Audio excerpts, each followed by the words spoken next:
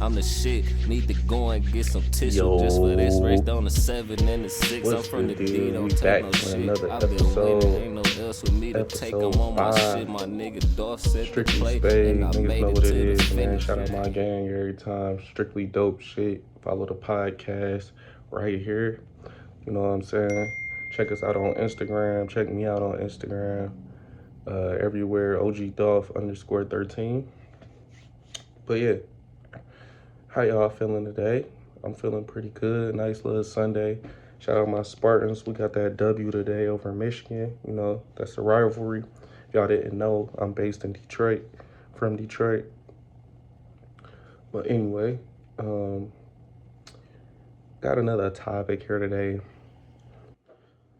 I don't know what the fuck happened, but we back. Got another topic today. Today we talking about alcohol and spirits. If anybody know what that is, you know what I'm saying? I always start off with the definition. So I'm gonna give y'all the real definition according to Google of alcohol. It's a colorless, volatile, flammable liquid that is produced by its natural fermentation of sugars and is intoxicating constituent of wine, beer, spirits, and other drinks, and is also known as an industrial solvent and as fuel. So, if anybody knows, that's basically it. It ain't much else to say. You know what I'm saying? I consume alcohol, tequila to be exact. You know what I'm saying? Reposado, you know what I'm saying? Don Julio, if you fuck with the little Don, Terramana, sometimes Lunasaur, but I fuck with that 42 heavy though. But anyway, they call alcohol spirits. You know what I'm saying? And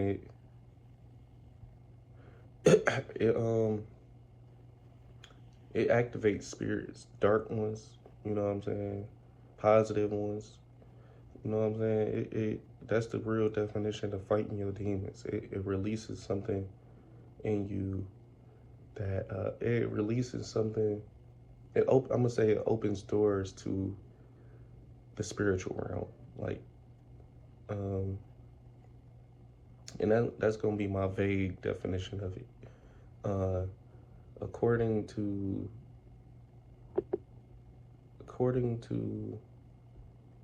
research that I have done, the word alcohol comes from like another language. So I had to, because my uncle, he's heavy into like vocabulary and breaking down words and finding out where we got them from, because our English language is hella broken, hella confusing according to any other language. And they usually get most of their terms and words from other languages and religions and stuff like that. So alcohol, it's spelled ALKUHL. It's an Arabic term that refers to a dark cosmetic powder used to darken the eyelids. The word alcohol comes from alcohol. I hope I'm saying that right.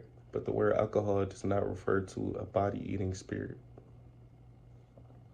And also, it has to deal a lot with like your pineal gland. If you heavy into like spirituality and shit like that, you know exactly what the fuck a pineal gland is. It can be referred to as your third eye. You know what I'm saying? You open to other realms and what's really going on out here.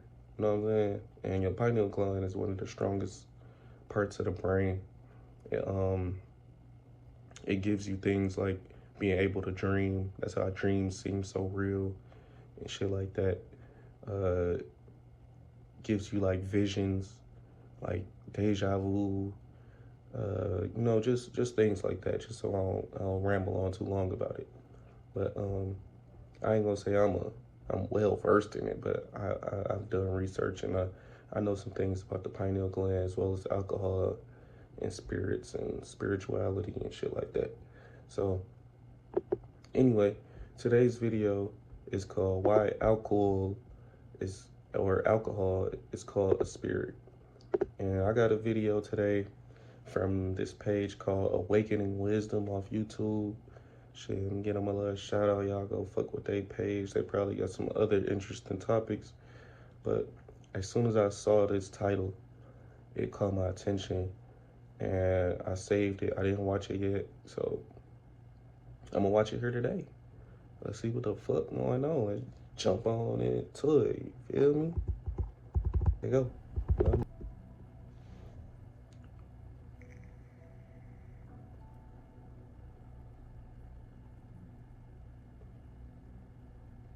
From its roots in ancient alchemy to its role in modern culture, alcohol presents a paradox, a substance that offers temporary relief while often veiling deeper truths.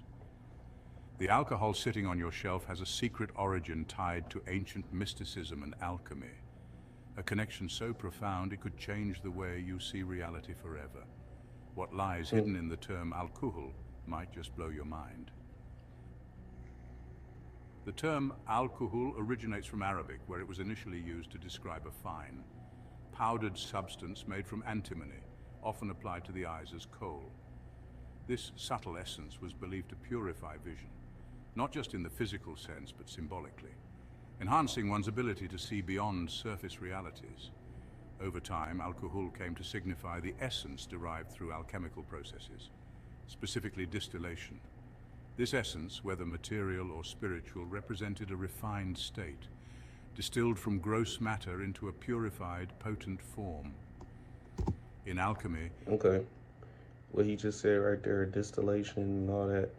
Everybody know that's what they do for like wine and, you know, shit, beer. Even some alcohols are made from like distilled grapes or, you know what I'm saying, other kind of vegetables and fruits.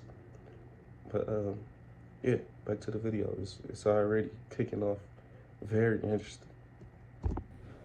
In alchemy, alcohol aligns with the principle of transformation, a core tenet of spiritual practices. Just as physical substances undergo distillation to extract their essence, the soul undergoes a similar process of refinement through spiritual practices. However, when this essence is misapplied, such as in the overuse of alcohol, it serves as a deceptive substitute for true spiritual transformation, mimicking the transcendence it was meant to inspire. The process of distillation, central to creating alcohol, mirrors spiritual alchemy. In material terms, distillation separates the pure from the impure, yielding a concentrated product. Mystically, this corresponds to the soul's journey through the trials of existence, emerging purified and closer to the divine. However, alcohol itself becomes a paradoxical metaphor in this context. While it is the product of a refined process, its consumption often leads to disconnection rather than union.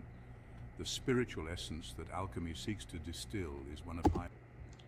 The fact that he just said that it leads to disconnection. A lot of people use alcohol for like relief or like to take a load off when they're having a hard day. Some people overuse it, which is becoming an alcoholic. That's very bad. Everything has a little balance. You can't overdo anything. One of my favorite quotes is, "Too much of anything could kill you," and that shit is true. Fucking alcohol poisoning. You can die from. You can oof from alcohol poisoning. Like, but yeah. Anyway, like it disconnects you from your reality. Like people like to go out and have fun doing it, drink alcohol and beer or wine, whatever it is. It gives you a mind state of almost not caring. Like it puts you in the mind state of just letting loose. You know what I'm saying? That liquid courage. That's what they be calling it. You know what I'm saying? You might not talk to a female sober, but you get the alcohol and you'll be all around the room mingling type shit. But it could be, it's not, that's really not how I don't think it's intended to be used.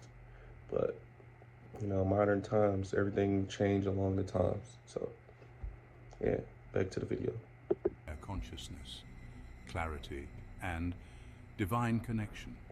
Alcohol as a physical substance simulates this experience by altering perception and consciousness, but it remains a shadow of the true inner transformation achieved through practices like meditation, prayer, and self-discipline.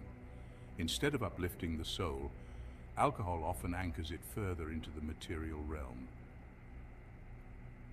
In mystical traditions, the soul is likened to a flame or light striving to connect with its divine source.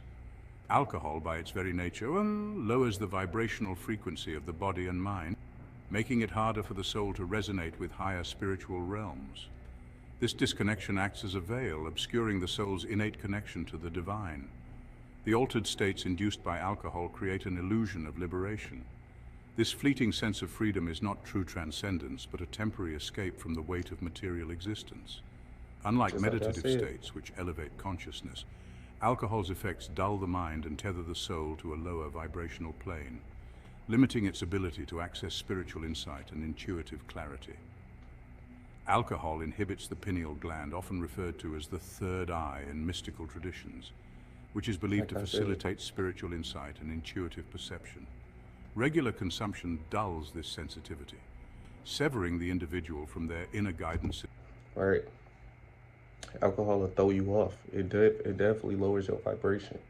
Like think of the after effects. The next morning, the hangovers, the headache, throwing up,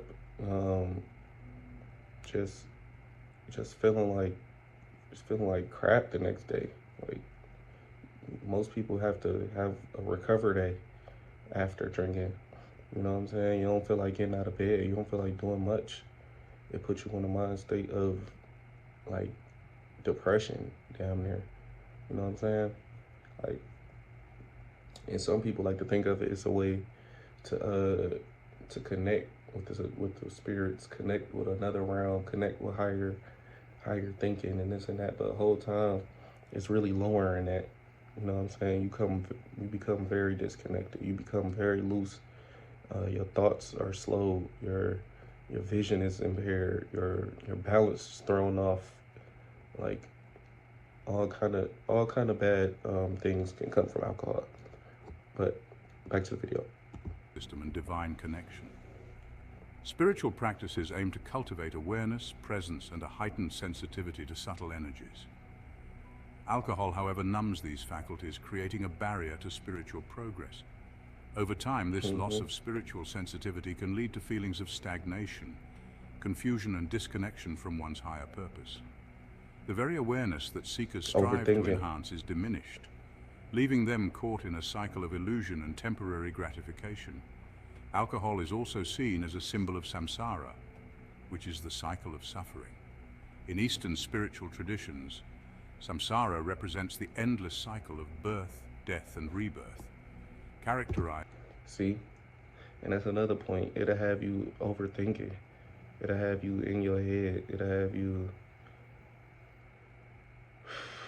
Like, I want to say that's why people, like, they get very emotional when they get drunk. You ever seen people be like, oh my God, I love you, and you the best? Like, they start spilling their heart out to you type shit, like venting things that they've never said. You would say all kind of things that you thought about in the back of your head subconsciously that'll finally come to the forefront, and you get that courage to just say it under the influence.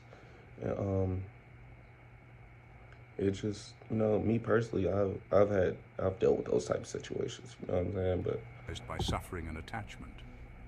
Alcohol epitomizes this cycle. Even when people like break out and start crying and things of that nature, like the alcohol, play, it'll really do something to you. No faking.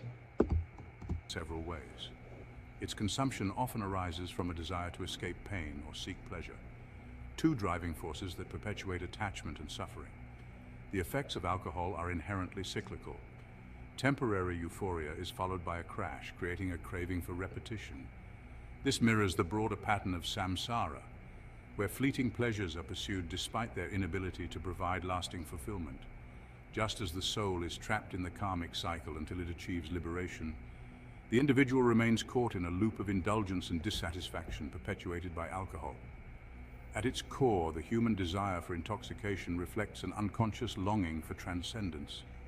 the temporary relief and altered state provided by alcohol, mimic the bliss and unity experienced in genuine. Facts, I feel that. Like, you ever just sat there and laid just like that, room spinning? You just thinking about all kind of things, like your goals and how far you come and stuff that you want to reach and that you haven't done. And you start dwelling on past situations. You start dwelling on your failures. You start doubting yourself. It unleashes stuff in you that's kind of like evil thoughts, like dark thoughts. You'll have a dark cloud over your head.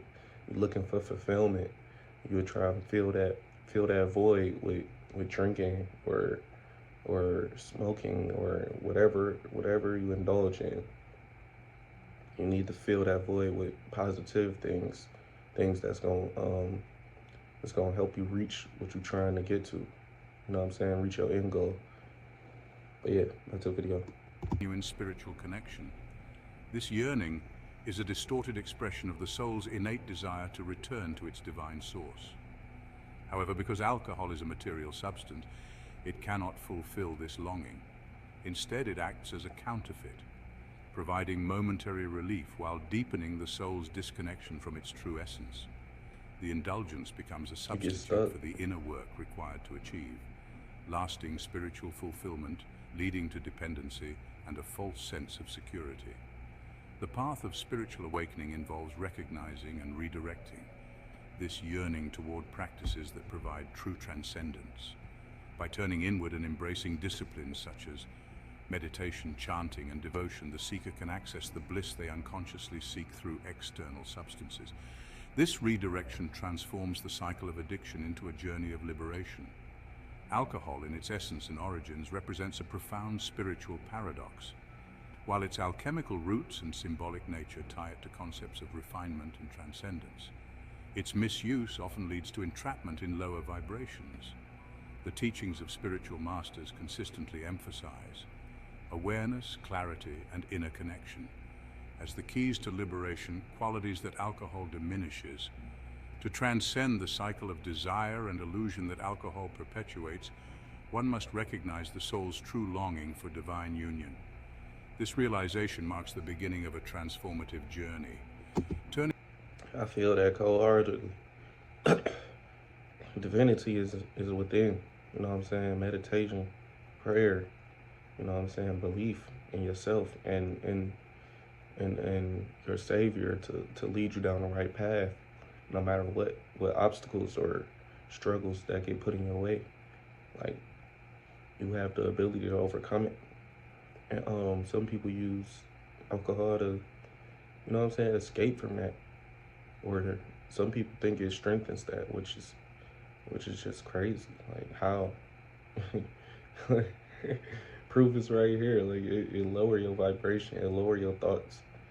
You get darker thoughts. Like, even partying off alcohol, it's like, what are you celebrating?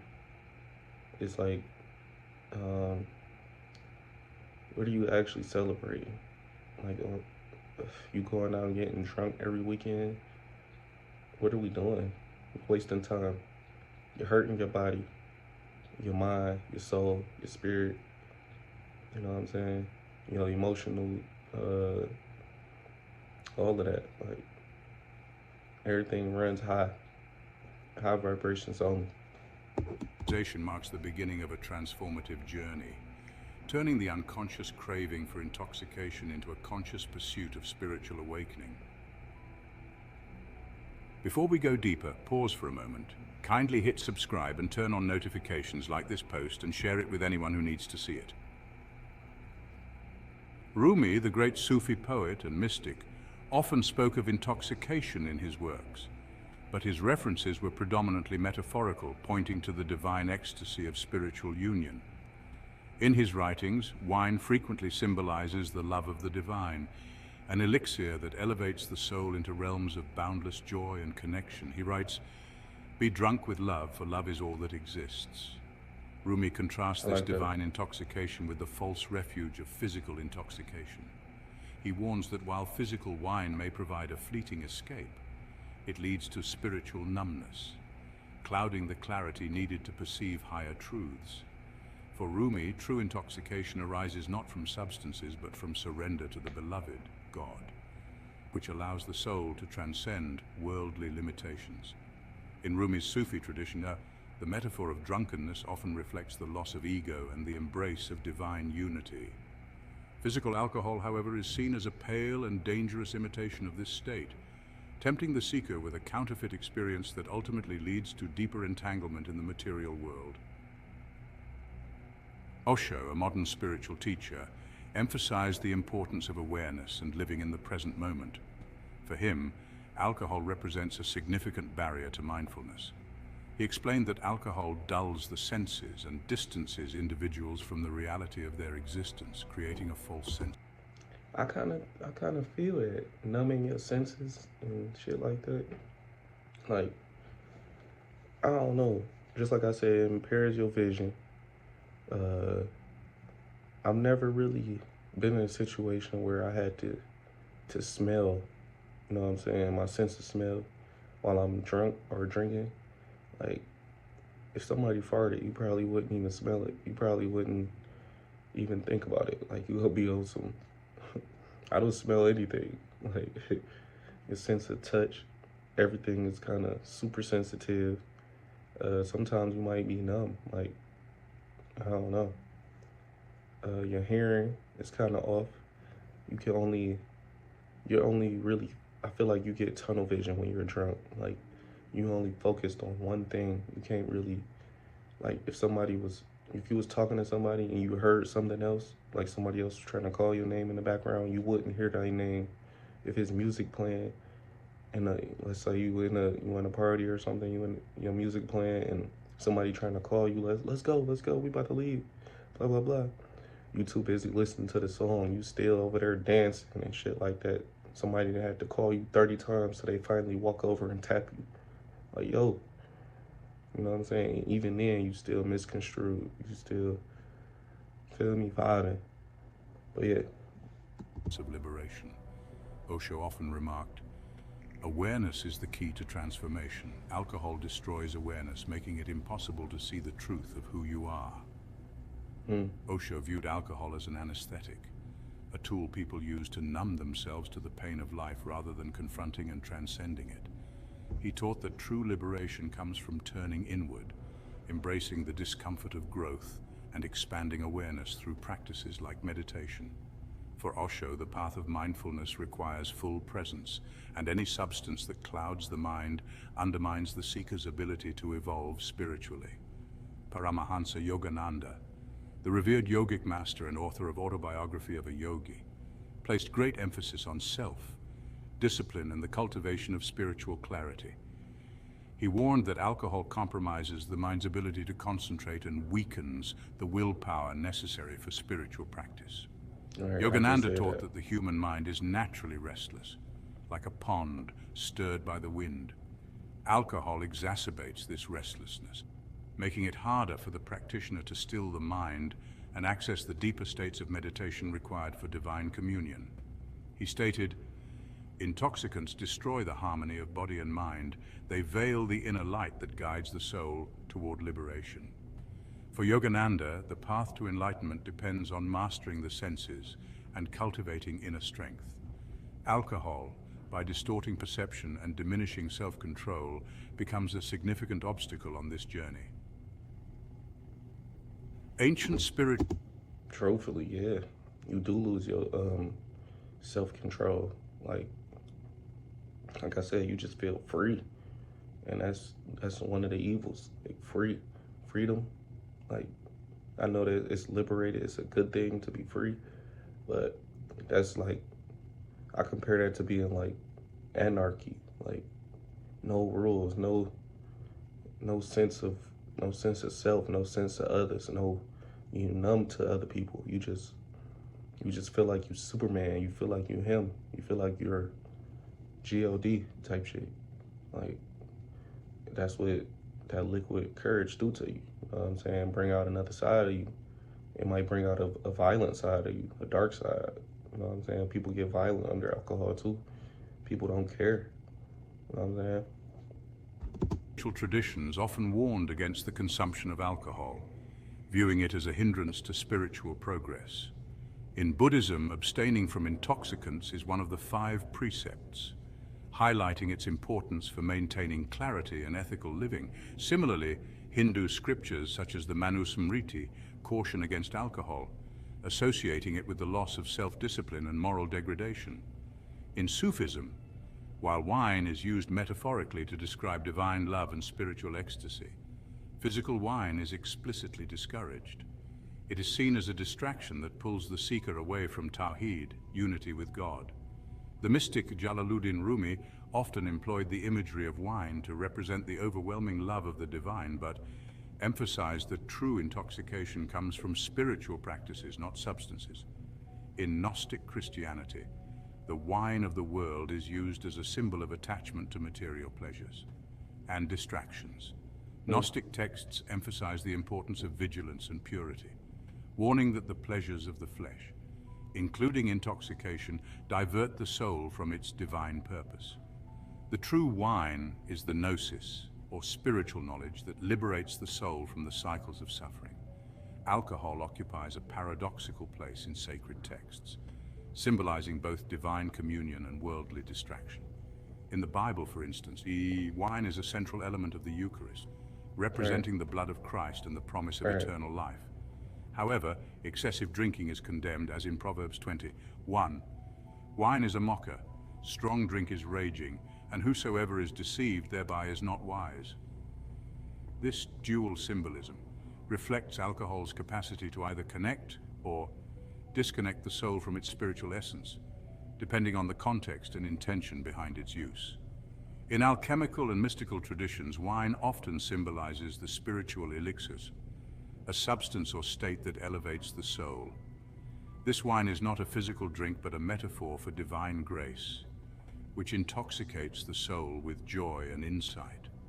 The danger lies in mistaking physical wine for its spiritual counterpart, seeking divine intoxication through material means. Divine intoxication, or spiritual inebriation, refers to the overwhelming bliss and ecstasy experienced in states of union with the divine. This state transcends ordinary consciousness, filling the soul with boundless love, joy, and wisdom.